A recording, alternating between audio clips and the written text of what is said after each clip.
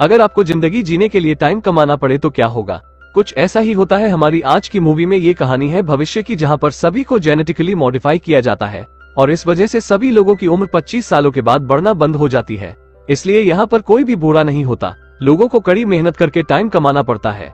Movie की शुरुआत में हमें विल को दिखाया जाता है, जो कि अपनी 50 साल की मॉम के साथ एक छोटे से घर में रह रहा था। विल की मॉम का नाम रेचल है। उनकी उम्र 50 साल होने के बावजूद भी जेनेटिक मॉडिफिकेशन की वजह से वो 25 साल की दिखाई देती है। रेचल विल से कहती है कि मेरे पास सिर्फ 3 दिनों का टाइम बचा हुआ है और इसी में हमें इलेक्ट्रिसिटी बिल और बैंक लोन जमा करना है। विल अपनी मॉम से कहता है कि मैं फैक्ट्री में काम करके ये सभी बिल्स भर दूंगा, लेकिन रेचल उसको मना कर देती है और कहती है कि आज वो ओवर टाइम करेगी और वो सभी बिल भर देंगी। और जाने से पहले रेचल विल को 30 मिनट का टाइम देती है ताकि विल आराम से ब्रेकफास्ट कर सके और उसे कल बस स्टॉप पर मिलने के लिए बुलाती है। फिर विल भी अपने काम पर चला जाता है। वहाँ पर जाकर वह देखता है कि सभी चीजों के रेट बढ़ गए हैं। पूरे दिन मेहनत करने के बाद विल बार में चला जाता है और वहाँ पर अपने दोस्त बोरेल से मिलता है। बोरेल उससे कहता है कि आज तुम जितनी चाहे उतनी ड्रिंक्स पी सकते हो, क्योंकि हेनरी नाम का अमीर व्यक्ति सभी के लिए फ्री में ड्रिंक्स खरीद रहा है। हेनरी के पास 100 सालों से भी ज्यादा का टाइम था। यहाँ पर जिसके पास भी जिंदा रहने के लिए ज्यादा टाइम होता है वही सबसे ज्यादा अमीर होता है।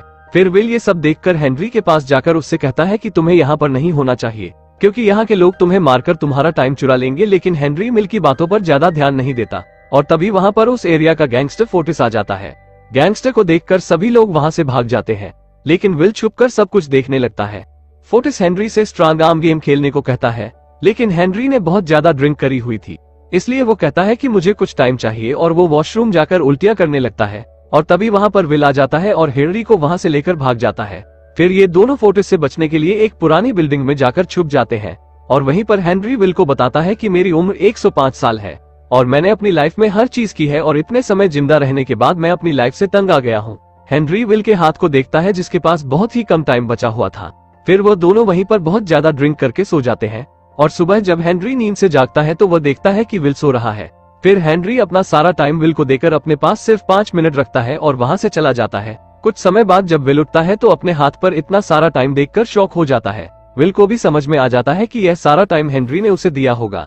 दूसरी तरफ हेनरी ब्रिज के ऊपर बैठा हुआ था और अपने 5 मिनट खत्म होने का इंतजार कर रहा था और जैसे ही हेनरी का टाइम खत्म होने वाला था वो मुस्कुराते हुए ब्रिज के ऊपर से नीचे गिर जाता है और हेनरी वहीं पर मारा जाता है। उसके बाद विल अपने दोस्त बोरेल से मिलता है और उसे जो भी कुछ हुआ वो सब कुछ बताता है कि कैसे हेनरी नाम के अमीर इंसान ने उसे 100 सालों से भी ज्यादा का टाइम दे दिया और विल इसमें से 10 साल बोरेल को देकर वहाँ से चला जाता है।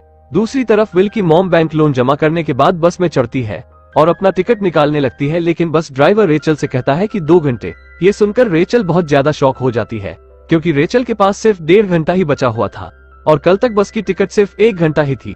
फिर रेचल बस में बैठे दूसरे लोगों से मदद मांगती है, लेकिन उसकी मदद कोई भी नहीं करता, इसलिए वो जल्दी से अपने घर की तरफ भागने लगती है। विल भी स्टेशन पर अपनी मॉम का इंतजार कर रहा था, लेकिन बस में अपनी मॉम को ना देखकर उसे भी कुछ गड़बड़ लगने लगती है, इसलिए वो जल्दी से अपनी मॉम को ढूंढने के लिए चला जाता है। और आगे जाकर विल को अपनी मॉम दिखाई देती है और विल को समझ में आ जाता है कि जल्द ही उसकी मॉम का टाइम खत्म होने वाला है, इसलिए वो अपना हाथ आगे बढ़ाकर भागने लगता है ताकि अपनी मॉम को टाइम दे सके। लेकिन जैसे ही रेचल विल के पास पहुंचती है उसका टाइम खत्म हो जाता है और रेचल वहीं पर विल की बाहों में ही मर जाती है। ये सब देखकर विल बहुत ज्यादा रोता है। दूसरे दिन शहर की पुलिस, जिन्हें टाइम कीपर के भी नाम से जाना जाता है, वो हेनरी की बॉडी की इन्वेस्टिगेशन करने लगते हैं। उन्हें लगता है कि हेनरी को किसी ने मारकर उसका सारा टाइम चुरा लिया है। और दूसरी तरफ विल अपने शहर को छोड़कर बहुत सारे टाइम जोन को पार करके न्यू ग्रीनविच नाम के शहर में चला जाता है। न्यू ग्रीनविच शहर में सब लोग बहुत ज्यादा अमीर थे। ग्रीनविच शहर में विल 5 स्टार होटल में रूम बुक करता है और उसी होटल में ही खाना खाता है। दूसरी तरफ टाइम कीपर विल और हेनरी को एक साथ कैमरे में देख लेते हैं। उन्हें लगता है कि विल ने ही हेनरी को मारकर उसका टाइम चुरा लिया है। उधर न्यू ग्रीनविच में पहली बार विल कसिनो में जाता है और वहाँ पर जाकर फिलिप वाइस नाम के बिलियनियर से मिलता है। वो ग्रीनविच शहर का सबसे अमीर इंसान था। फिर विल उसके साथ पोकर खेलता है और उनकी बाजी 1100 सालों की हो जाती है और विल इस गेम को आखिरी वक्त में जीत जाता है। फिर वह अमीर आदमी अपनी बेटी को विल से मिलवाता है, जिसका नाम सिल्विया है, और साथ ही साथ कल होने वाली पार्टी में भी इनवाइट करता है। फिर विल एक नई कार खरीदता है और फिलिप के घर पर चला जाता है। विल यहाँ पर किसी को भी नहीं जानता था, इसलिए वो यहाँ पर इधर उधर घूमने लगता है और तभी सिल्विया वहाँ पर आ जाती है और विल से बातें करने लगती है और फिर वो दोनों डांस भी करते हैं। और तभी टाइम कीपर को भी पता चल जाता है कि विल कहाँ पर है और वो सभी टाइम कीपर विल को पकड़ने के लिए पार्टी में आ जाते हैं। और वहीं पर ऑफिसर रेमन विल को प्राइवेट रूम में ले जाकर पूछताछ करने लगता है और विल से पूछता है कि तुम्हारे पास इतना सारा टाइम कहाँ से आया। विल रेमन को जो भी कुछ हुआ वो सब कुछ बताता है, लेकिन रेमन को विल की बातों पर भरोसा नहीं था, इसलिए रेमन विल का सारा टाइम लेकर सिर्फ 2 घंटे ही विल के पास छोड़ देता है। विल टाइम कीपर पर अटैक कर देता है और सिल्विया को होस्टेज बनाकर वहां से भागने लगता है। टाइम कीपर विल का पीछा करते हैं, लेकिन विल उनको डिस्ट्रैक्ट करके चला जाता है और तभी विल की गाड़ी के नीचे कुछ आने की वजह से उनका एक्सीडेंट हो जाता है और वहां पर फोर्टिस और उसके गैंग मेंबर्स आ जाते हैं। फोर्टिस सिल्विया का सारा टाइम चुरा लेता है और सिर्फ 30 मिनट ही सिल्विया के पास छोड़ता है। जब विल और सिल्विया को होश आता है तो उन्हें पता चलता है कि सिल्विया के पास बहुत ही कम टाइम बचा हुआ है, इसलिए विल कुछ टाइम सिल्विया को दे देता है।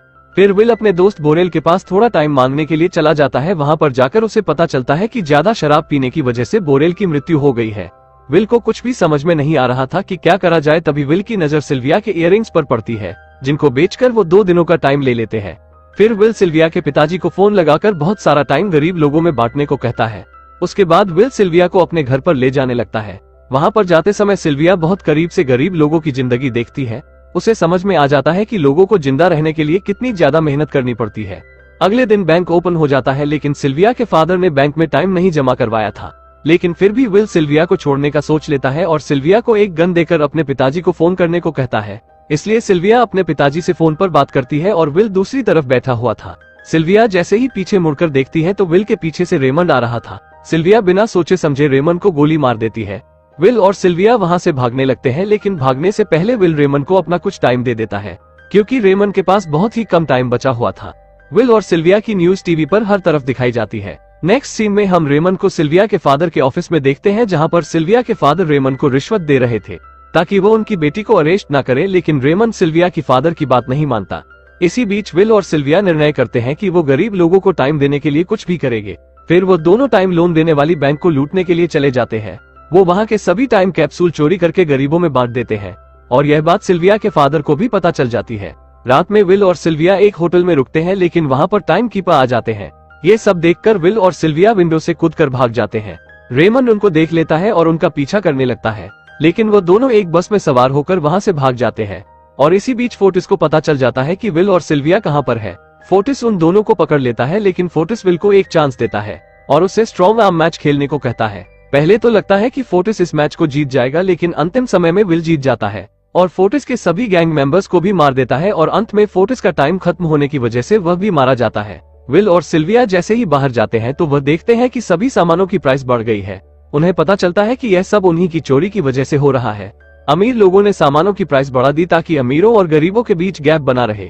फिर सिल्विया विल से कहती है कि वो उसके फादर के पास जाकर टाइम चुरा लेंगे और गरीबों में बांट देंगे। सिल्विया के फादर की कंपनी टाइम लोन देने वाली सबसे बड़ी कंपनी थी।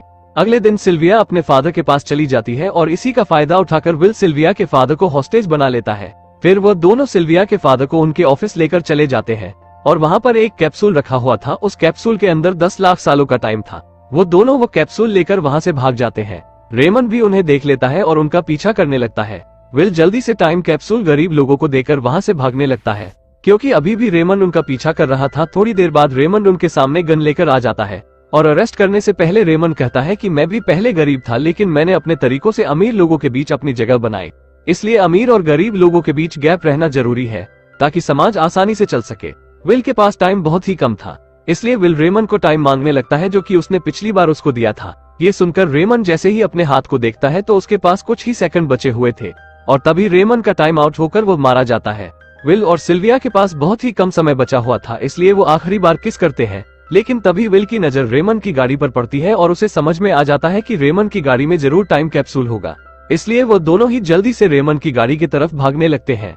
विल पहले गाड़ी तक पहुंच जाता है और कैप्सूल में से टाइम अपनी बॉडी में ट्रांसफर कर लेता है, लेकिन अभी भी सिल्विया बहुत दूर थी और सिल्विया के पास सिर्फ कुछ सेकंड ही बचे हुए थे। लेकिन ठीक 1 सेकंड पहले विल सिल्विया का हाथ पकड़ लेता है और उसे टाइम ट्रांसफर करता है। फिर अगले सीन में टीवी में दिखाया जाता है कि सभी लोग अमीरों के शहर न्यू ग्रीनविच में जा रहे हैं। 10 लाख सालों का टाइम कैप्सूल बांटने की वजह से सारा सिस्टम खराब हो गया था। ये सब टाइम कीपर अपने ऑफिस में बैठकर देख रहे थे। अब वो समझ जाते हैं कि अब वो कुछ भी नहीं कर सकते और सभी टाइम कीपर अपनी जॉब छोड़कर अपने घर पर चले जाते हैं। दूसरी तरफ हमें विल और सिल्विया को बैंक के बाहर दिखाया जाता है। इसका मतलब वो दोनों इस बैंक को लूटने वाले हैं और इसी के साथ मूवी यहीं पर समाप्त हो जाती है।